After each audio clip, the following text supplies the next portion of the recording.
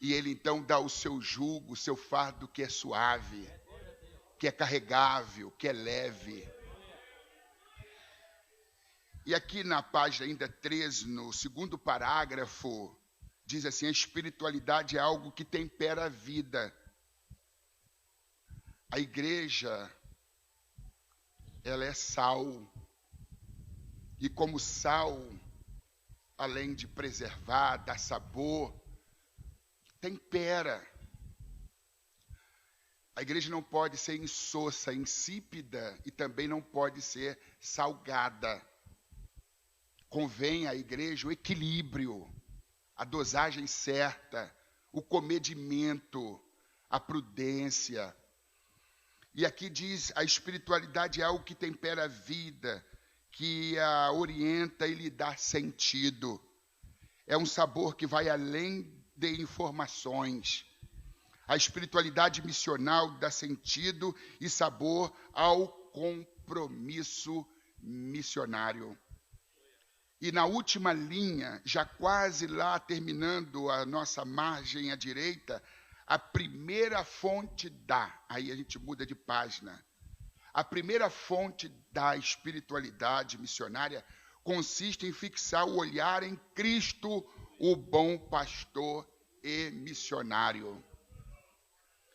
Então, Cristo é o foco, Cristo é o centro, é a fonte por excelência, é o alicerce, é o fundamento, é a base, é a estrutura, é a envergadura da igreja.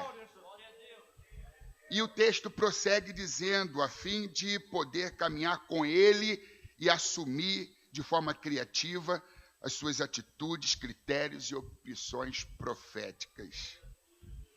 Eu sublinhei aqui dentro dessa frase última, uma frase curta dentro de uma frase longa, caminhar com ele. A religião, ela nos ensina a arregaçar as mangas, a ter uma vida efetiva, uma vida de realização, de conquista. A ênfase é colocada no modus facendi, no modus de fazer, no modus operandi. Mas a espiritualidade, ela vai além porque ela não foca tanto o serviço, o trabalho. Ela foca o relacionamento. A gente vê isto entre Marta e Maria, quando Jesus chega na casa dessas mulheres, na casa do irmão dessas mulheres, Lázaro, em Betânia.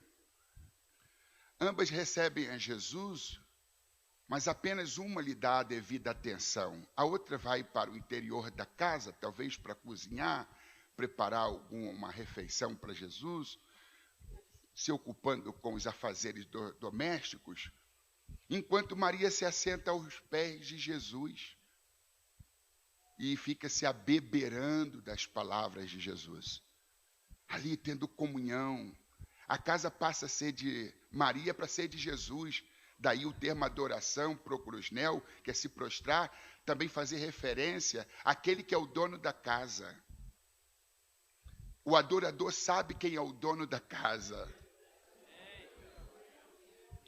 E Maria, ela diz, essa casa já não é mais minha, é dele. E se assenta aos pés, e em êxtase, em comunhão, começa a se relacionar com Cristo. É aí que se dá a espiritualidade, é caminhar com Ele, é estar com Ele. É ouvir dele o que Ele tem para dizer. Mas Marta está ansiosa, atarefada, preocupada, com muitas coisas. E ela faz uma boa escolha, mas em comparada com a escolha de Maria, ela faz uma escolha inferior.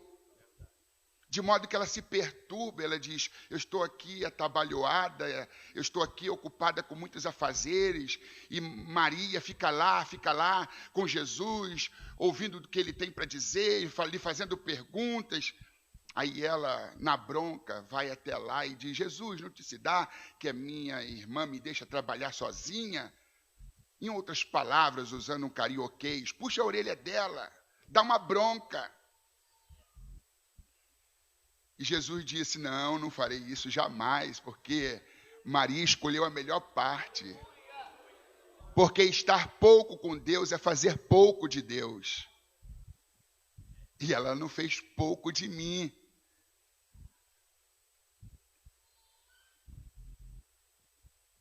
Marta representa o cristianismo operacional, enquanto Maria representa o cristianismo relacional. Marta representa a religião, enquanto Maria representa o cristianismo. Cuidado com o ativismo religioso. Tem muita gente envolvida com a igreja, mas não está envolvida e comprometida com o Cristo da igreja. Participa do corpo, mas não investe tempo com o cabeça do corpo, com Cristo. Cuidado para que o ritmo que você está fazendo da obra de Deus não venha comprometer a essência de Deus em você. E eu quero aqui abrir um parêntese dizendo que antes do missionário viajar para a Ásia, para a África, para a Europa, o missionário deve viajar para dentro de si mesmo. Antes dele ser enviado para o exterior, ele tem que ser enviado para o interior.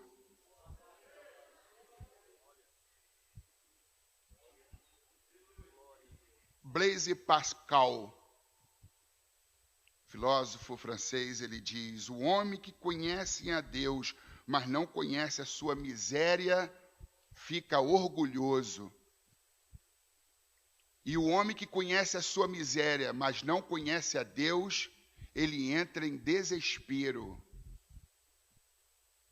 O equilíbrio está em conhecer a Deus e conhecer a si mesmo.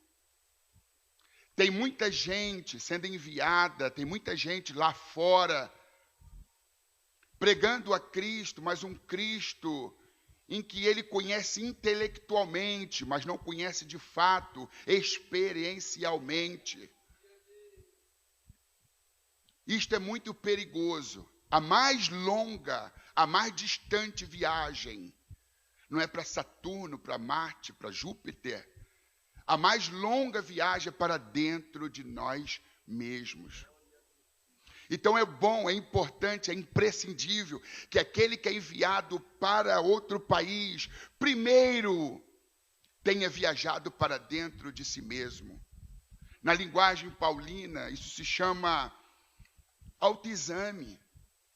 No culto de Santa Ceia, o cristão que fará uso dos elementos, pão e vinho, são concitados por Paulo a fazerem autoexame. Examinai, pois, cada um a si mesmo, e coma deste pão e beba deste cálice.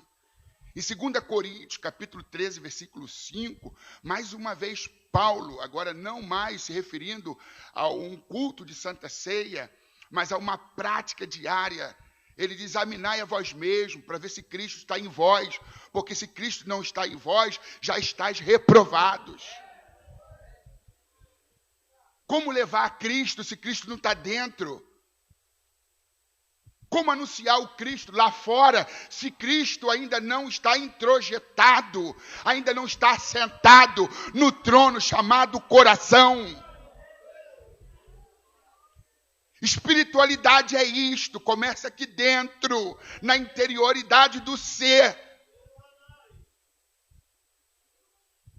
Milô Fernandes, um grande jornalista morto recentemente, ele diz: eu sofro de minfobia.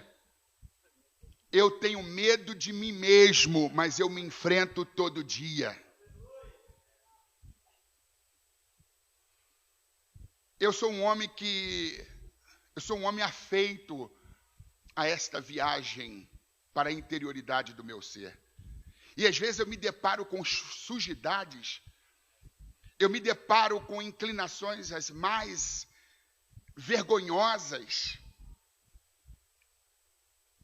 E eu me lembro de que eu não sou filho de pastor, eu sou filho de alcoólico inveterado, e eu fui gerado, formado, criado num barril de pólvora emocional, onde haviam muitos xingamentos, abusos de autoridade e todas as outras formas de abusos. Então, eu conhecia Jesus com os meus 16 anos, de uma família candomblessista, ubandista e católica apostólica romana roxa. E Cristo, então, me tirou dessa situação. E eu vim cheio de traumas, eu vim cheio de medos, cheio de insegurança. Eu vim, assim, com a mente turva para o Evangelho, como alguns de vocês. E eu me lembro que desde a minha meninice eu tinha medo do escuro, medo da escuridão. E lá em casa tinha uma ordem dada pelos meus pais. Aqui é Eletropaulo, lá quem fornece energia é a Light. E depois das 10 horas da noite, ninguém se atrevesse a acender a lâmpada. Havia uma proibição expressa. E eu ficava naquele medo terrível, no meio da escuridão, e para pegar no sono, qualquer ruído, grilo cantando, para mim eram demônios, eram espíritos malignos, eram monstros. E eu ficava na minha meninice, assustado com ruído, com barulho, acendia a luz e ficava olhando debaixo do armário, debaixo da cama, se tinha fantasmas, monstros. É interessante que Cristo me libertou desse medo, desta fobia, desta opressão, mas ainda hoje, mesmo pastor, eu continuo catando e caçando os monstros. Mas não mais os monstros lendários, mitológicos, frutos da minha imaginação infantil à época. Hoje, eu fico, digamos assim, caçando os monstros reais, porque a inveja, o ódio, a mágoa, o rancor, a autossuficiência, a soberbia, o orgulho, são monstros que nós precisamos vasculhar a alma e perceber onde eles estão, em que áreas eles estão. E a gente tem que lidar tete a tete, mano a mano, face a face, e dizer: eu não concordo, saia daí. Porque não temos como levar a Cristo, anunciar a Cristo, revelar a Cristo, representar a Cristo, se a gente não trabalhar na nossa interioridade. E é disso que esta revista fala, trata.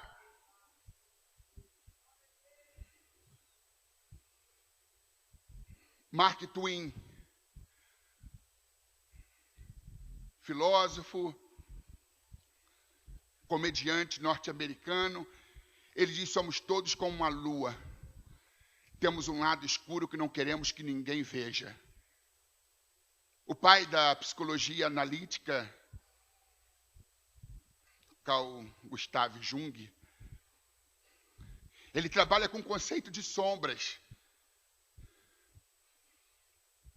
As pessoas que são conscientes das suas sujidades, pecaminosidades, elas não perdem tempo criticando as outras pessoas, apontando o dedo em riste, apresentando falhas alheias, porque elas entendem que um pecador não pode julgar outro pecador e que um camelo não zomba da corcunda de outro camelo, e todos nós temos corcundas.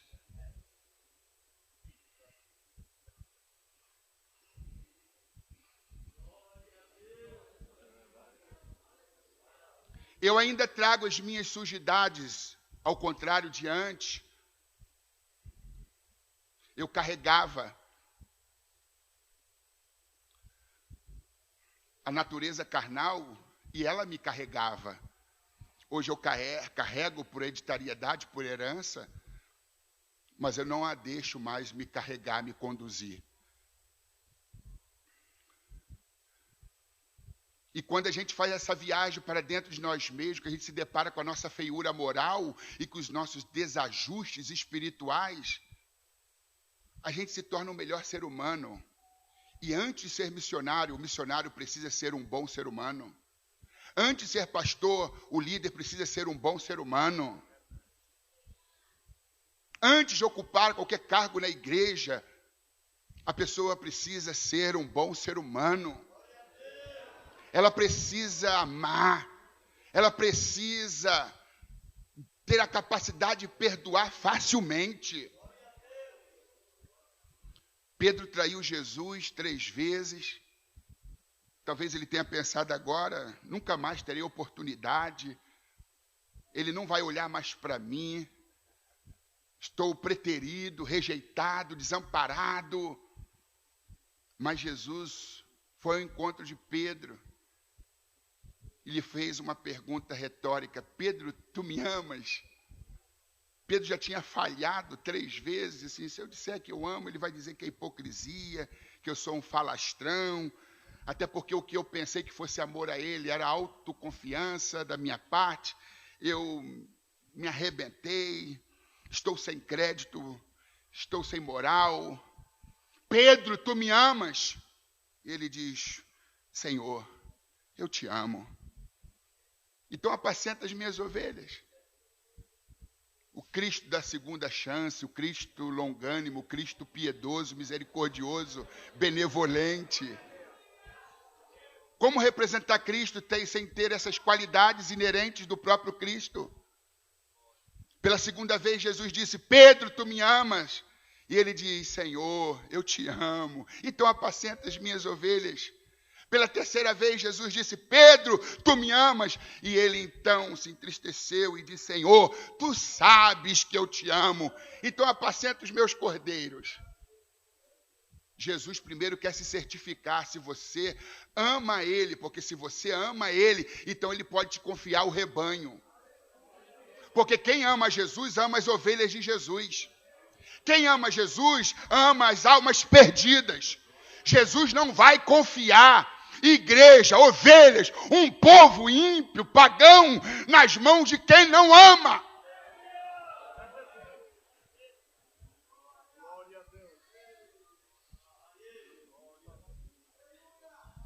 Eu amo a Jesus, mas não amo quem Jesus ama. Aceitar a Jesus e rejeitar o próximo é rejeitar os dois. Jesus quer primeiro saber se você ama ele, porque se tu ama ele, tu vai tratar bem a ovelha dele. Se tu ama ele, tu vai amar quem ele ama, independente de credo, religião, etnia. Porque o amor dele é universal, indistinto, ele ama o inamável. Ele ama todos os povos, nações, tribos e línguas. Louvado seja o nome do Senhor nosso Deus. Glória a Deus.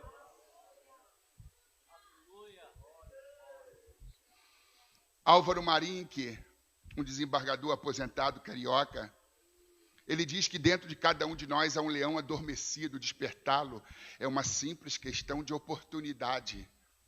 Tem muita gente que não tem nenhuma consciência de quem, na verdade, ele e ela é, ou ele e elas são.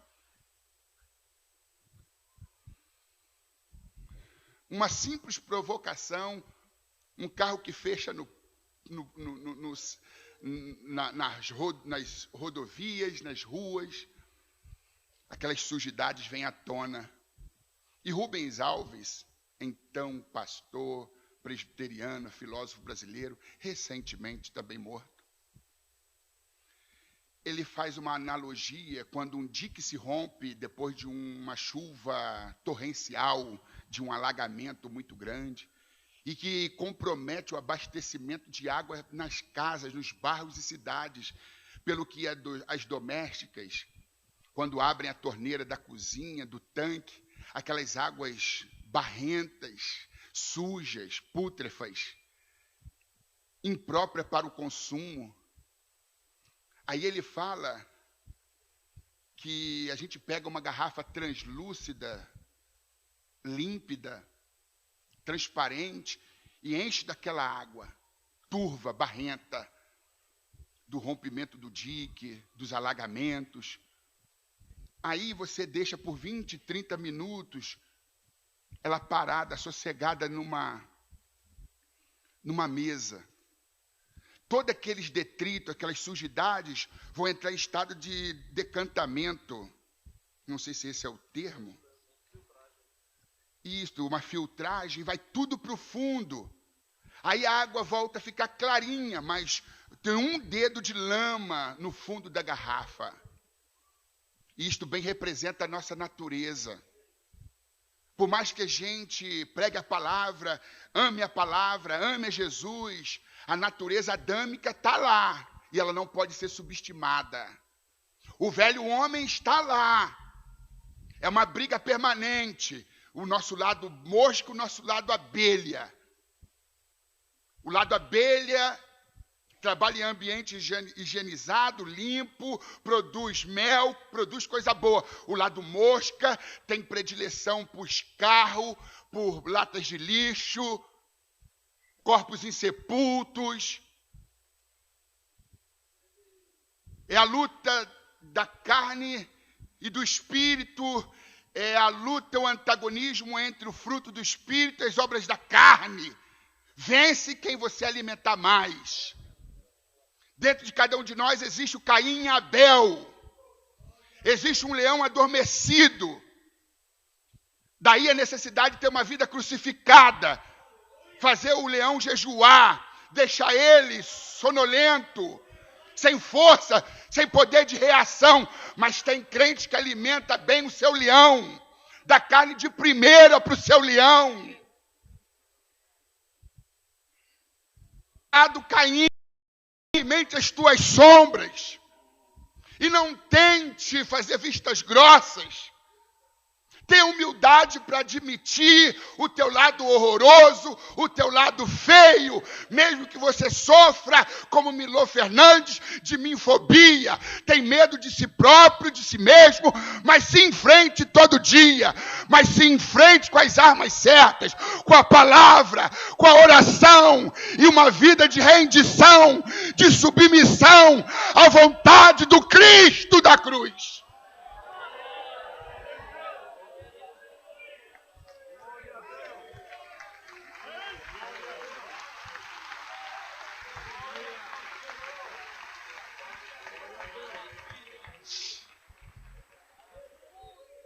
Sócrates diz que uma vida não examinada não é digna de ser vivida.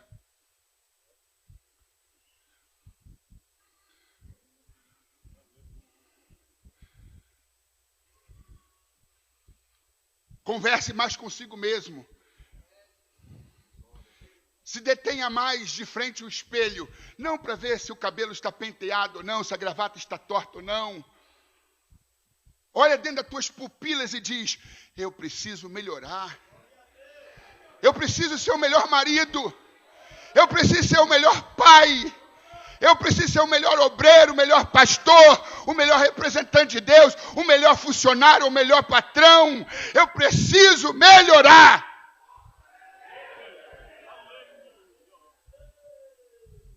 É de frente do espelho que a gente fica tete a tete, mano a mano, cara a cara com a pessoa responsável pelo nosso sucesso ou fracasso. Mas é mais fácil a gente se eximir da culpa, da responsabilidade, apontando os culpados, quando na verdade só há um culpado, que somos nós mesmos. Não negocie com seu velho homem. Negociar com o velho homem é negociar o inegociável. Há um templo que somos nós próprios. Jesus entrou no templo e viu os vendilhões, ele viu a anarquia, o abuso. E ele se indignou, pegou a zorrague, não bateu em ninguém, mas ele virou as mesas e disse: a minha casa será chamada casa de oração. Pega o azorrague, a Bíblia Sagrada, Faça essa viagem para dentro de si mesmo, para o templo do Espírito Santo que é você. E lá você vai se deparar com os cambistas, com o ego, com o orgulho, com a tua feiura moral. E não demore não, vire a mesa. Faz o chicote estalar. E diz, eu não negocio com vocês. A minha vida, o meu templo, que é o templo do Espírito, o meu corpo, é templo do Espírito Santo.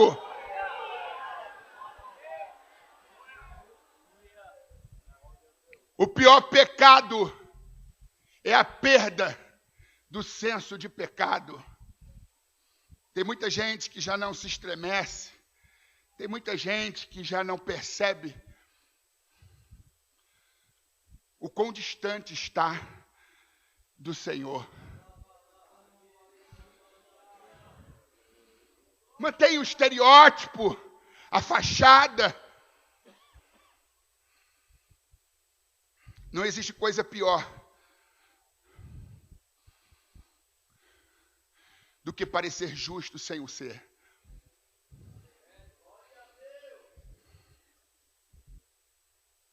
Martim Lutero disse, certa vez, eu não tenho outro nome senão pecador.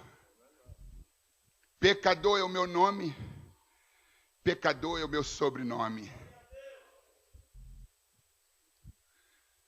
Lucas 5:8, depois da pesca maravilhosa, Pedro fica tão extasiado, tão embasbacado com a bondade e a misericórdia de Deus. Quando Jesus se aproxima, ele diz, afaste-se de mim, porque sou um homem pecador. Um dos mais importantes discípulos de Jesus, o primeiro apóstolo, dizendo, afaste de mim, eu não sou merecedor da tua presença. Consciência de pecado. Paulo, em 1 Timóteo 1,15, ele se apresenta como o principal pecador. Esta é uma palavra fiel e digna de toda aceitação, que Cristo Jesus veio ao mundo para salvar os pecadores, dos quais eu sou o principal. Tem a visão que Isaías, daqui a pouquinho nós vamos abordar, está aqui na revista. Teve a visão da própria pecaminosidade, miserável. Se viu como um miserável. Por ser um homem de pesado de boca, um homem com lábios impuros, e por habitar num povo de impuros lábios. Oh, meus queridos irmãos, há uma outra fala de Martim Lutero, que ele fala que, quando foi batizado nas águas, ele pensou que o velho homem fosse morrer, mas depois ele descobriu que o miserável sabe nadar.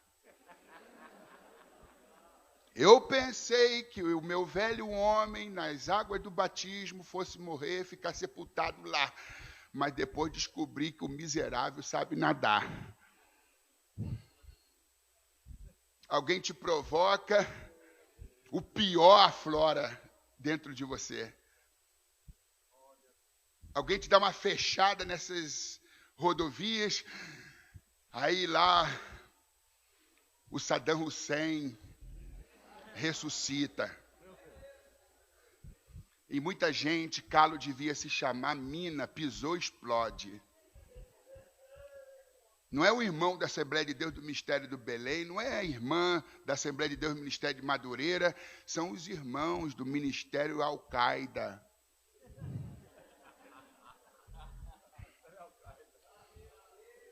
É, homem bomba, uma mulher bomba. Ao invés de ter um pavio longo, caminhar a segunda milha, ter a capacidade de suportar a afronta, dar outra face. Não, comigo não é assim não.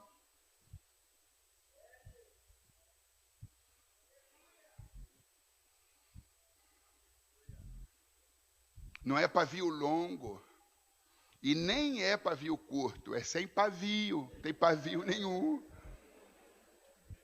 Como falar de Jesus lá fora, se a gente não se conhece? E se Cristo ainda não reina? Se Cristo não está sentado no nosso coração? Se Cristo ainda está como a igreja de Laodiceia, à porta, batendo, diz assim, eu estou aqui fora, está serenando, agora está fazendo um sol a pino, mas eu não desisto de vocês não, estou à porta e bato.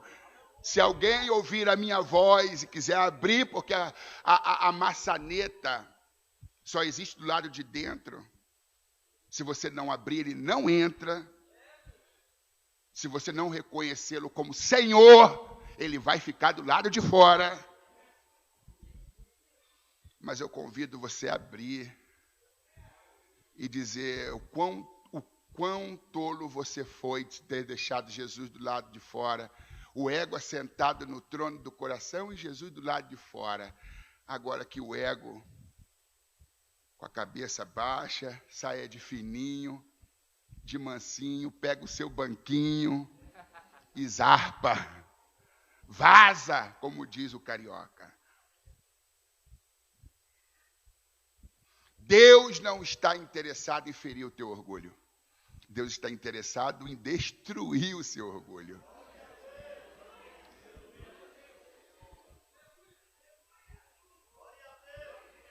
Eu pensava que o velho homem havia se afogado nas águas do batismo, mas descobri que o miserável sabe nadar. Quando a gente pensa que o velho homem morreu, ele ressurge do nada. Mas não alimente o seu velho homem, não. Dê diazepam, gadernal, rivotril, chazinho de erva cidreira, dê uma pancada na cabeça dele, bota ele para dormir. Porque o nosso velho homem só morre depois que a gente morre. Conta-se que um determinado cidadão era tão orgulhoso, que ele infartou, foi levado às pressas para o hospital. O médico o atendeu logo que ele deu entrada no hospital e atestou a sua morte. E assinou o óbito e pediu que o corpo fosse encaminhado para o necrotério. Chegando lá, não sei quem trabalha em necrotério, se é legista, sei lá o que é, percebeu que aquele homem estava se mexendo, né? Se mexendo, sacudindo. Aí correu, chamou as enfermeiras, diz, avisa o médico que assinou o óbito, que o homem está vivo. Aí disseram para o médico, não se preocupa não, ele está morto. Não, mas disseram que ele está se mexendo. Mas eu conheço, é meu vizinho. Coincidentemente, é que eu atendi o meu vizinho. E pelo que eu conheço, ele está morto. Não, ele está se mexendo. Nada, aquilo é o orgulho dele. É um homem muito orgulhoso. E quando o homem é muito orgulhoso, o orgulho só morre meia hora depois do dono. Pode deixar que ele vai parar de se mexer. Porque quando o cabra é orgulhoso, mas orgulhoso mesmo, o orgulho só morre meia hora depois do dono. Meus queridos irmãos, deixa eu acelerar aqui, que eu tenho um pouquíssimo tempo. Tem muita coisa boa que a gente não pode perder.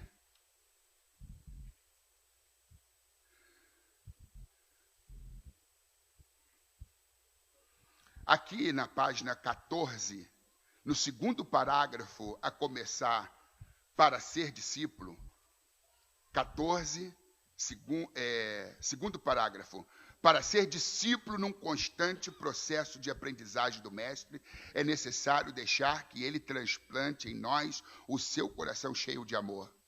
Interiormente livre, radicalmente solidário com o sofrimento dos pequenos, fiel à missão até a morte na cruz. Sem esse transplante de coração, sem que se dê a retirada do coração de pedra e no lugar se colocar um coração de carne que habite o seu espírito, um coração cheio de amor, cheio de alegria, cheio de fé e esperança, cheio de bondade, misericórdia, de piedade, a gente não estará preparado para representar a Cristo e para falarmos sequer desse tema. Desenvolvendo a espiritualidade missional. Aqui na página 15, capítulo 1, despertando a espiritualidade missional. O profeta Isaías como exemplo de espiritualidade missional. Eu acho que é um dos maiores exemplos que poderia, de fato, ter sido usado. Isaías viveu numa época em que a frieza espiritual predominava na vida da maioria das pessoas. O capítulo 1 do livro de Isaías nos traz uma visão geral das condições espirituais do povo de Deus. Muitos viviam em pecado, outros rejeitavam uma vida de comunhão e eram indiferentes à palavra do Senhor. O caos moral e a frieza espiritual prevaleciam ao ponto de Deus rejeitar os cultos e sacrifícios que eram oferecidos no templo. E eu quero me valer da expressão, e eram indiferentes à palavra do Senhor.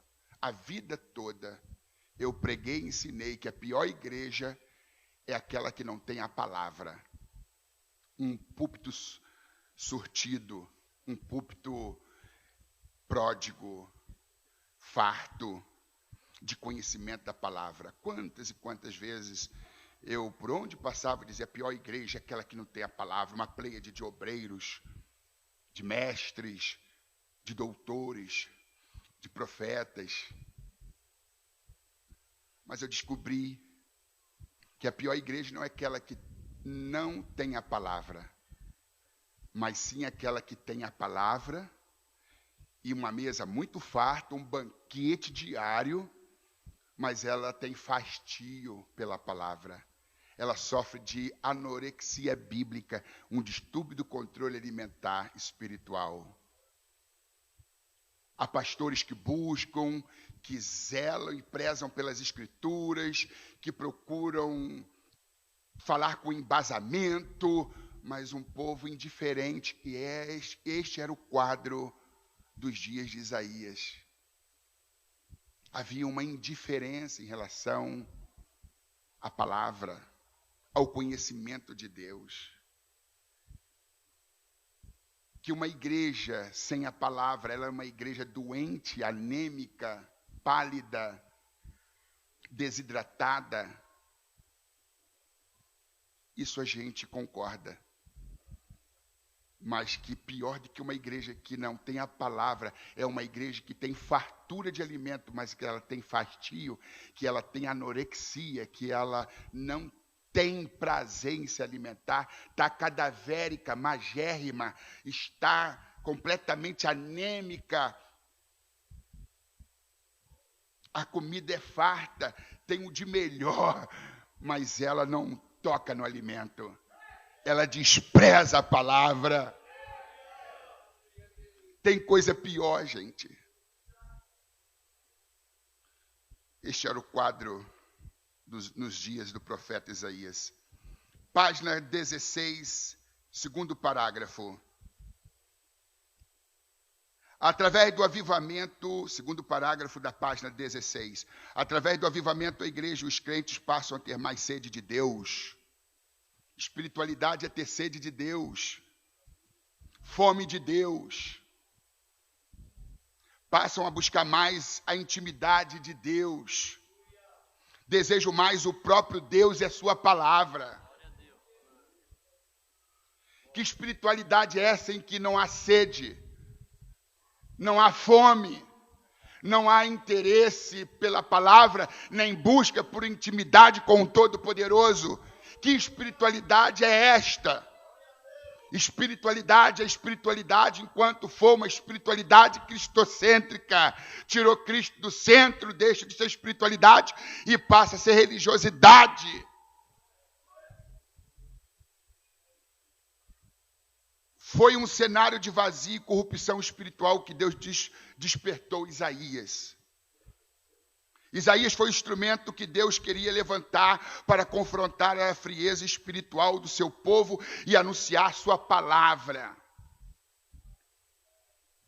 Eu ouvi certa vez alguém dizer de que prefere ser pastor de uma igreja menina,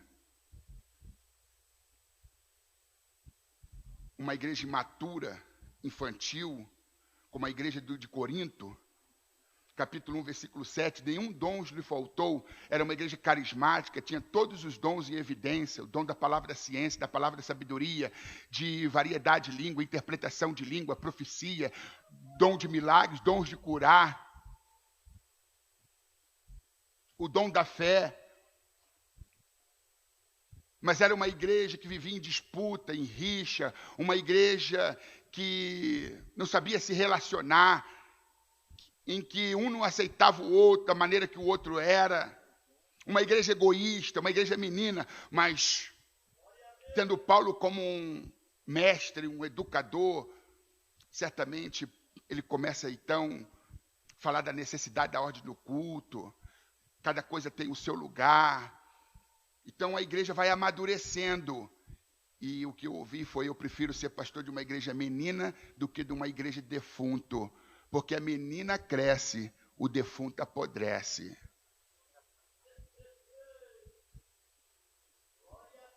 Uma igreja morta. E às vezes a igreja morre porque o pastor morre.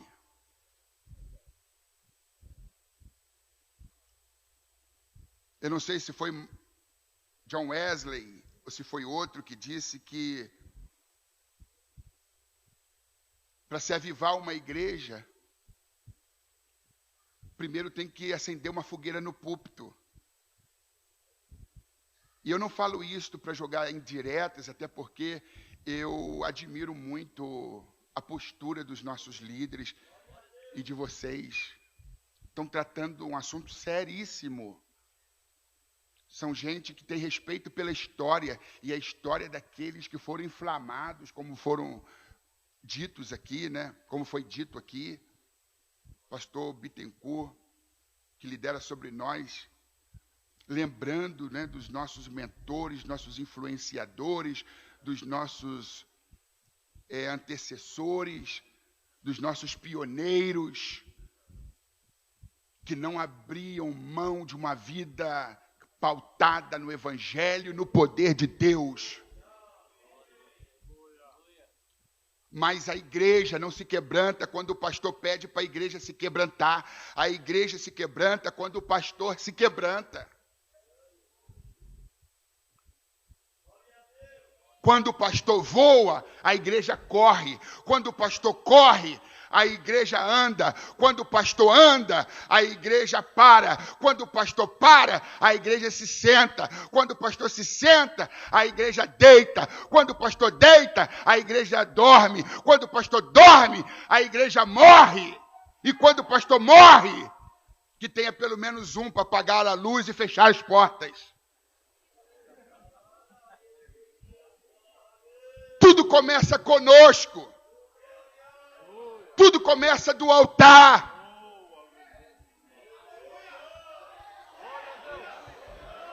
Eu não sei se eu vou continuar, se terei tempo hábil, mas eu faço aqui, é uma escolha. Não sou um pregador, um expositor bíblico de me deter muitas experiências pessoais, mas faço isso por orientação do Espírito Santo. Eu assumi uma igreja, não vou aqui declinar o nome, cidade, etc. Fui presidente por 5 anos naquele campo. E era uma igreja intitulada a Igreja da Vergonha, porque o pastor tinha se envolvido sexualmente com 5 irmãs da mesma igreja e surrupiado os cofres da igreja.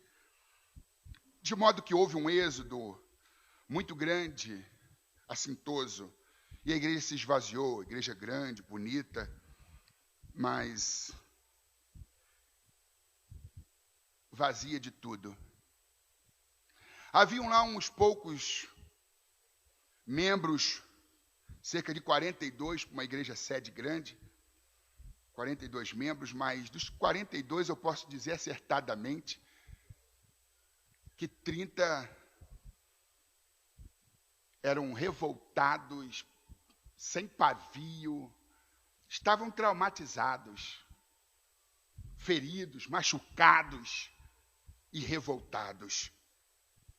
Então já tinha bastante tempo que eu estava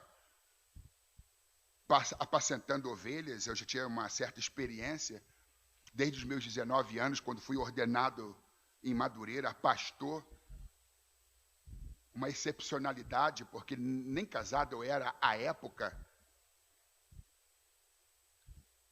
E eu assumi aquela igreja depois de uns 17 anos dirigindo a igreja. Foi o meu primeiro campo de trabalho, minha primeira experiência como presidente de campo. Aí, o meu enfoque era aconselhamento pastoral, pregação e ensinamento. Aconselhamento pastoral, pregação e ensinamento. Durante um ano, atendendo ao povo, pregando, ensinando, pregando e atendendo ao povo, gabinete pastoral. Aí eu fiz o balanço, como se faz no fim do ano, nas empresas, os pós, os contra, onde a gente avançou, deixou de avançar, e foi frustrante, porque não houve um ano, nenhum batismo, nenhuma adesão. Os 42 já eram 40, 39, e eu fiquei muito frustrado, porque sempre por onde eu passei, as coisas cresceram, floresceram, frutificaram, mas lá era um deserto. Aí, na minha biblioteca, sempre tive biblioteca, ali perdido no meio dos livros, na minha escrivaninha, escrevendo mais um livro, um artigo, não sei, não me lembro. Uma irmã chamada Zeni Bulé, à época, 78 anos, hoje, se eu não me engano, 85.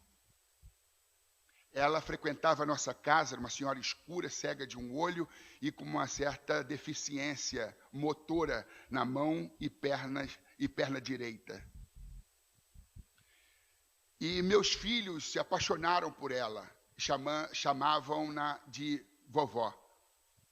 E eu e a minha esposa adotamos ela como nossa mãe. E ela passou a frequentar a nossa casa, a gente deu o molho de chave e disse, a casa é sua.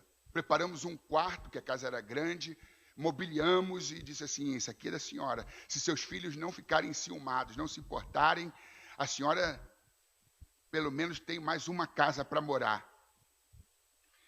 E ela passava mais tempo conosco, mais dias conosco do que com os filhos e na casa dela.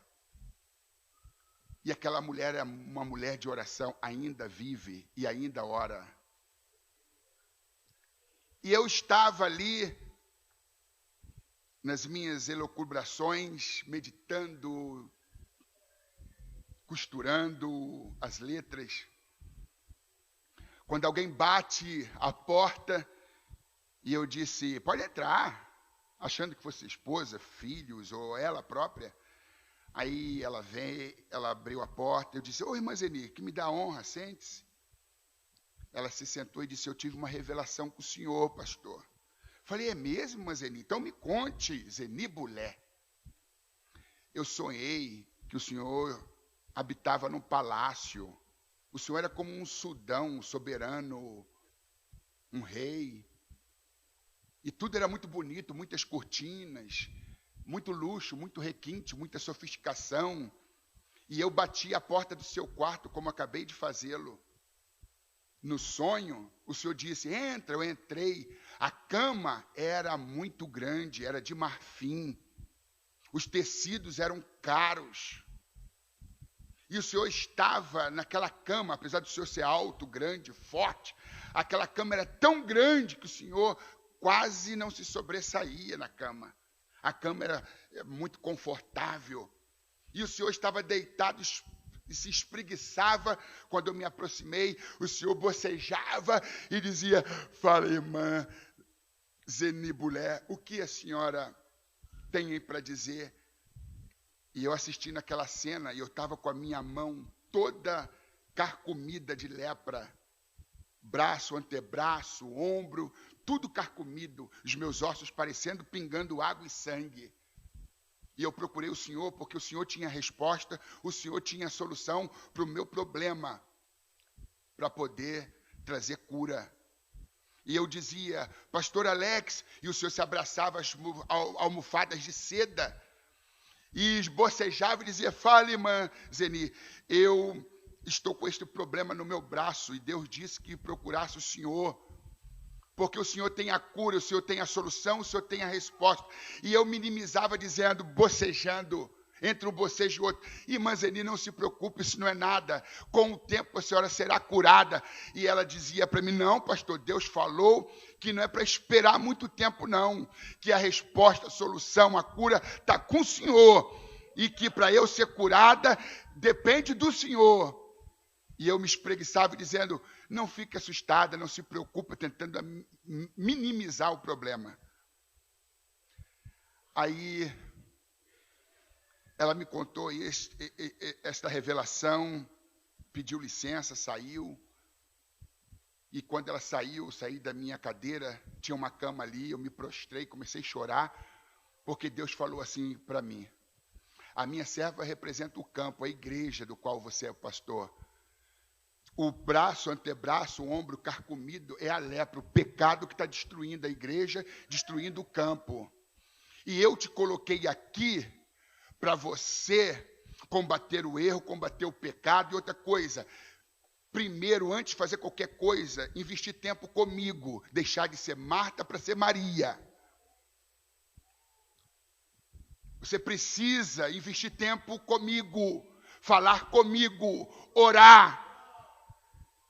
A lepra está matando a igreja. E você foi colocado por mim nesse lugar para poder erradicar o mal, incinerar o mal, queimar, destruir o mal, resolver o problema que está afetando a minha casa. Mas você não abre mão da zona de conforto. Cortinas caras, almofadas de seda, cama de marfim e um palácio. Daqui a pouquinho a porta bate, e eu chorando, porque Deus já estava me visitando. Aí quem era? A irmã Zeni Bulé. Eu falei, meu Deus, chumbo grosso de novo. Aí ela disse, eu esqueci de falar, pastor. Deus falou comigo que a mulher da revelação, no caso eu, representa a igreja. O Senhor é o pastor que não quer abrir mão da sua zona de conforto, quer ficar na cama, dormindo mais do que o necessário. E Deus falou comigo para o Senhor fazer a partir de hoje, do lema da tua vida e ministério, pouca cama, pouco prato, muita sola de sapato. Eu falei, como é que é esse negócio? Pouca cama, o senhor está dormindo além da conta, o senhor não precisa dormir tanto. Pouco prato, quanto tempo faz que o senhor não jejua? Está comendo mais do que o necessário. E muita sola de sapato. O senhor está esperando o quê? Que as pessoas traumatizadas, machucadas, decepcionadas, que foram iludidas, volte. É necessário que o senhor ore e que o senhor levante uma comissão de visita e vá atrás dessas almas. Era como se Jesus estivesse dizendo, Alex, tu me ama? E eu dizendo, amo, ele dizia de boca para fora. Tu me ama? Amo, é de boca para fora. Tu me ama? Aí eu disse, Senhor, me perdoe. Se eu não amo, eu quero amá-lo. Aí a irmã Zeni Bulé, ela disse assim para mim, pastor, Deus manda dizer para o senhor iniciar um trabalho na sede de oração, um culto matutino, de 6 às 7 da manhã. Eu falei, irmã Zeni, quem vai acordar 5h30 para estar às 6 na igreja, orando até às 7? Pastor, faça essa oração, implante esse trabalho de oração. Aqui embaixo não tem uma sala de oração?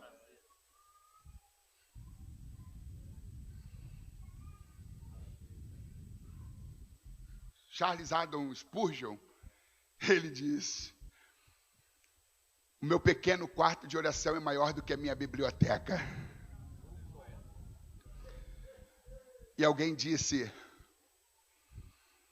que um crente de joelho enxerga mais longe que um filósofo na ponta dos pés.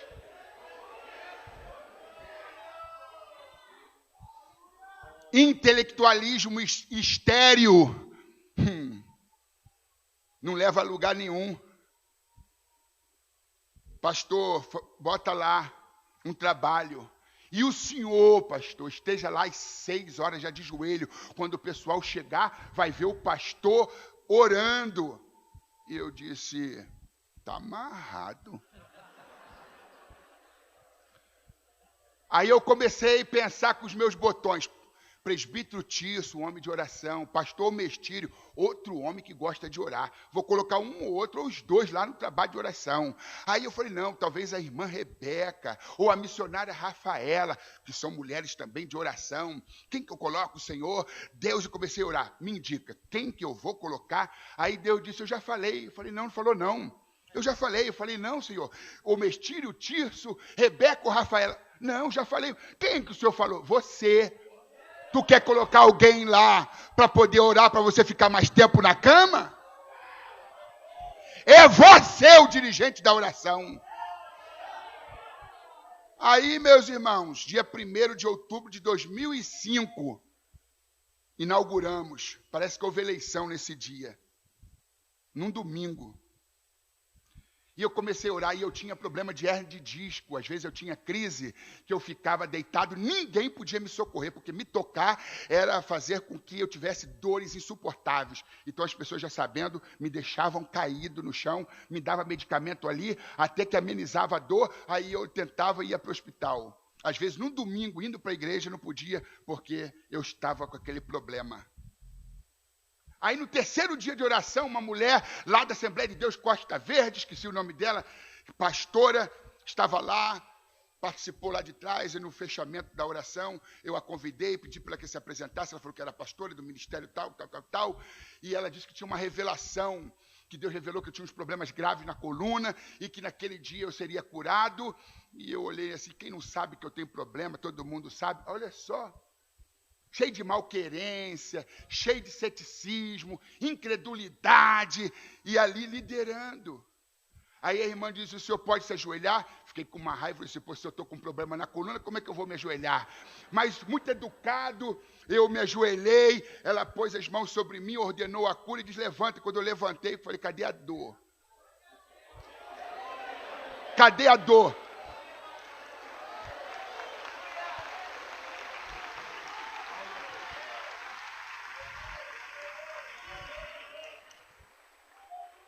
Se vocês nunca tinham ouvido falar que Deus abençoou um pastor incrédulo, murmurador, Deus abençoou.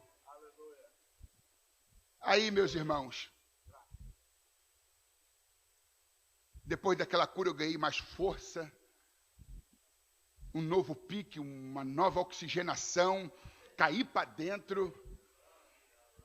E a igreja começou a crescer, gente vindo de tudo que é lugar, o Espírito Santo se movendo, batizando gente, trazendo gente, curando gente, e o sopro de Deus naquele lugar, e a gente cresceu, e quando foi feita a minha transferência para São Paulo, a realidade era outra, já não era mais o cemitério de Ezequiel 37, era um exército de homens e mulheres intimoratos, audaciosos, corajosos, intrépidos. E para terminar, Martim Lutero diz, o bom pregador é aquele que sabe a hora de parar de falar.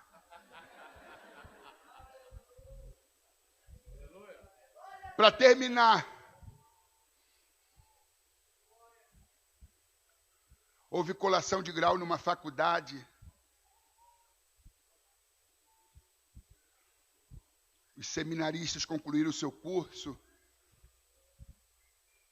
E havia um professor emérito da instituição de ensino, da faculdade teológica, um decano, um veterano, um homem muito idoso, com a voz já cansada.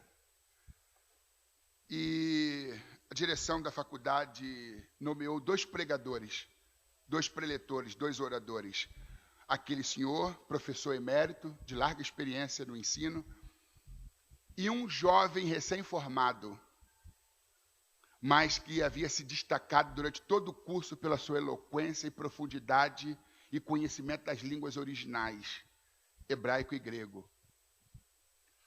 Ele havia se destacado, então ele também foi escolhido para ser um dos oradores. O texto era Salmo 23. O Senhor meu pastor, nada me faltará, e todo o Salmo.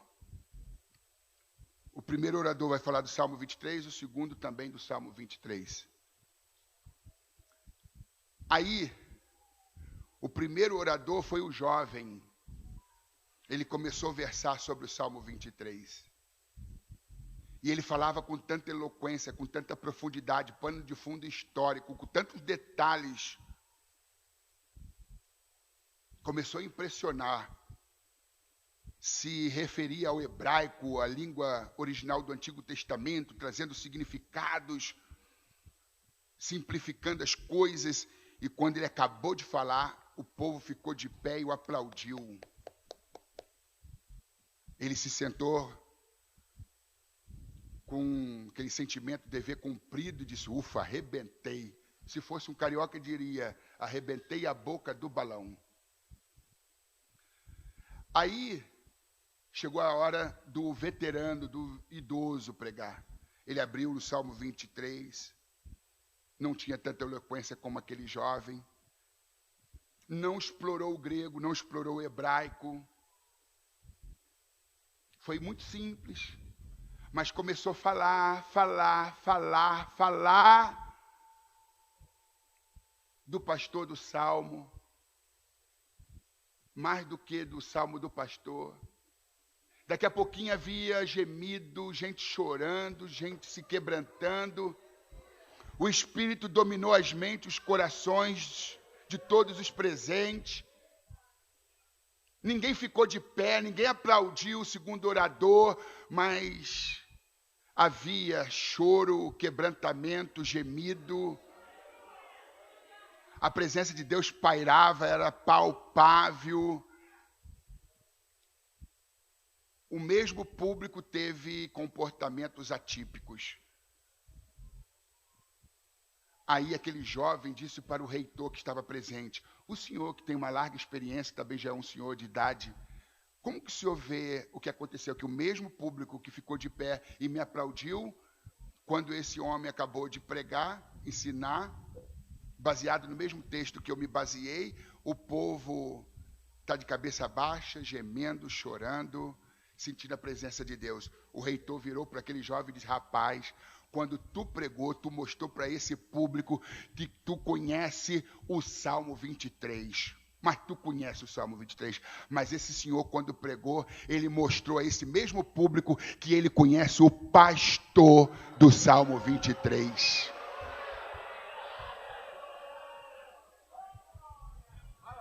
Antigamente eu pregava e havia uma metamorfose. As ovelhas viravam girinos. Cabeças grandes, corpos dismórfes, cheio de conteúdo, de conhecimento, mas não melhoravam enquanto seres humanos.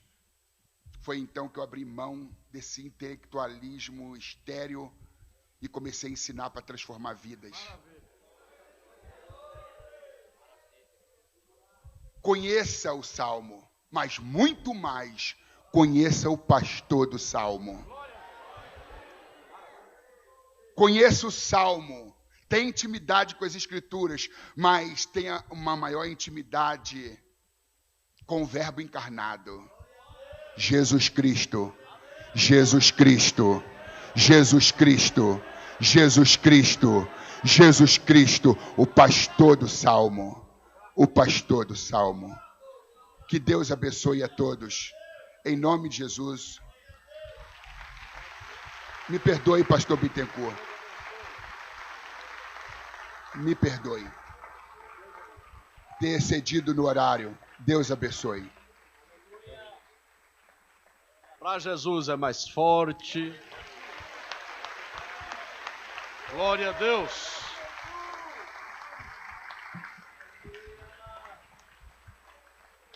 Todos em pé. Se Cristo comigo vai, eu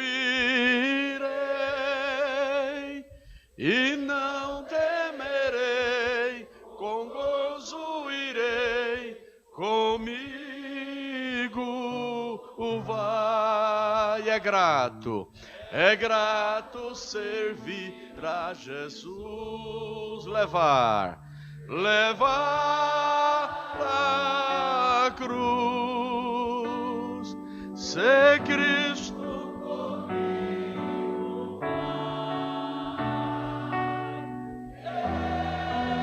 eu irei.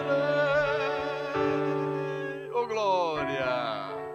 Deus abençoe a todos. Amanhã às 19 horas, não falte. Pastor Deiró de Andrade estará trazendo-nos a palavra de Deus. Muito obrigado, pastor Alex Cardoso. Aplauda o Senhor pela vida do pastor Alex. Deus abençoe. Evangelista Ronaldo que o acompanha. Agora eu sou devedor, pastor Alex. Marque o dia para retornarmos, ou melhor, para isso, retornarmos. Porque já estive lá antes do senhor assumir o pastorado. Vamos então orar. Continuar orando pelo pastor Alex e a igreja ali de Pinheiros e as outras atividades.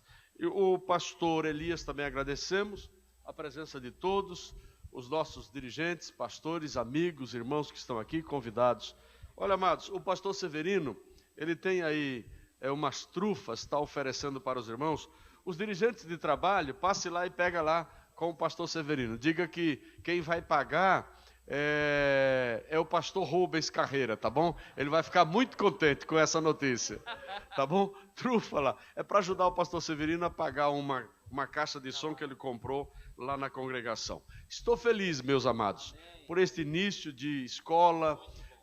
Conseguimos chegar ao alvo, ao objetivo e, acima de tudo, não dá para fazer a obra missionária sem ter o maior missionário dentro de si. Amém, igreja? Não dá. Fazer por outros pensamentos não adianta. Tem que primeiro ter relação com Jesus, vivenciar, experimentar Jesus na vida de uma maneira ampla e de uma maneira bíblica. Amém? Deus abençoe. A bênção apostólica. A graça de nosso Senhor Jesus Cristo, o amor de Deus, a comunhão do Espírito Santo. Continue com esta igreja e com ela permaneça para todos sempre. Todos digam amém. Terminado em nome de Jesus. O pastor Ivanildo tem um material dele aí na saída. Cantor Ivanildo. Deus abençoe a todos.